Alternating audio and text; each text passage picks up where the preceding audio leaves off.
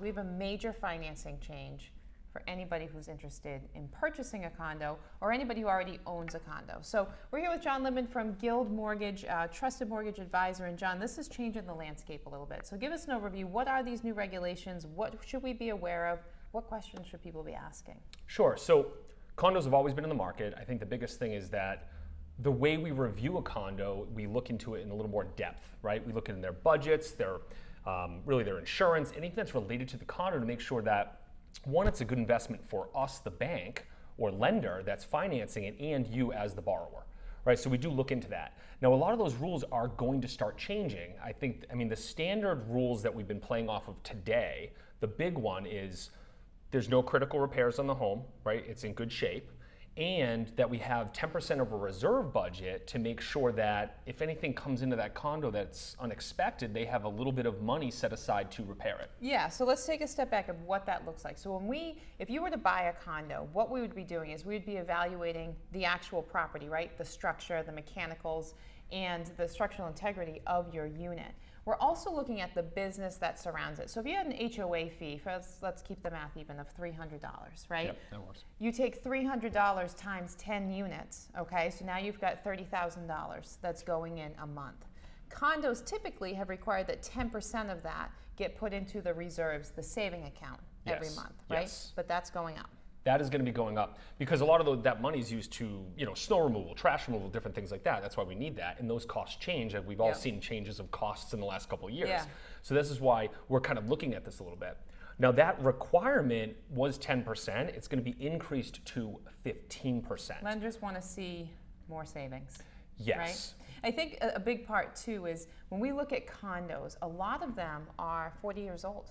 Right, just the nature of when condos were built. And then we have sort of a new wave coming, but we had a period of time from say 2000 to 2015, 2020, the condos weren't being built. So a lot of these now, their major systems are reaching, right? The end of their usable life, the roofs, the siding, the windows, the decks, we're seeing the decks a ton. Roofs and decks are kind of the biggest things that we're seeing right now, and it's really a critical repair issue. Now we used to be able to get around this. See, that's the thing, like currently, if someone was putting 10% down or more, you used to be able to avoid the budget, avoid these things. Yep. That is actually going away all as of August 3rd. So that's like the big thing. Yeah. So now we can't have these limited reviews. So we're going to dive into the budget. So this is a big thing, especially if the condos are not aware of it, or if you live in a condo currently, you should probably start asking that HOA or homeowners association, are they start preparing for these changes? Right. Because it will affect your ability to buy or sell in the future. And my understanding is even though the regulations are down the line, a lot of lenders and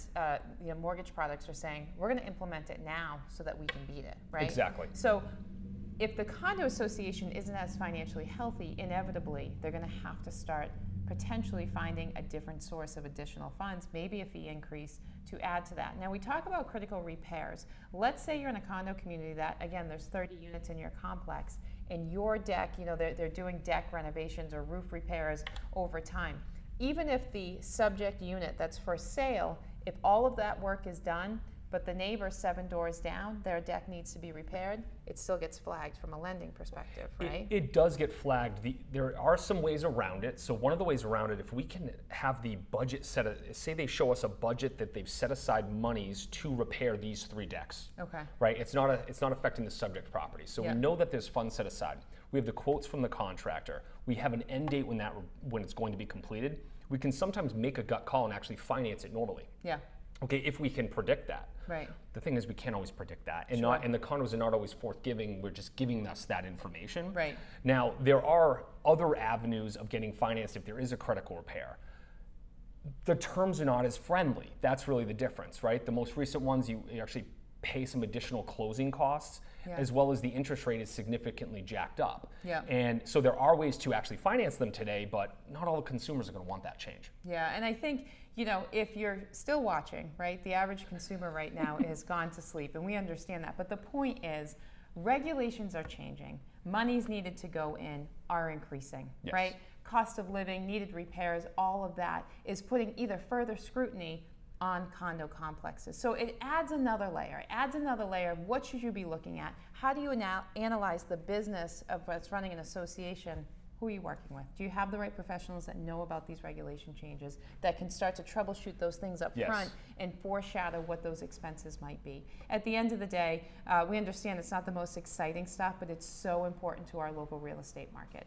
John, any other regulations that we should be aware of in terms of that change coming? Well, I think there's also positive changes that took place, right? We always talk about the negatives. So the positive changes are that currently, if you have like 1 to 4 units, it's easier to finance. Yep. Right? That is being expanded out to 10 units. Okay. Right? And a lot of companies are already implementing that. So if you have a 10 unit or less complex, it's actually going to be easier to finance than it has been. So that's a positive thing. Also, there's less investor restrictions purchasing in condos. Okay. So it could be a good investor opportunity for a lot of people too.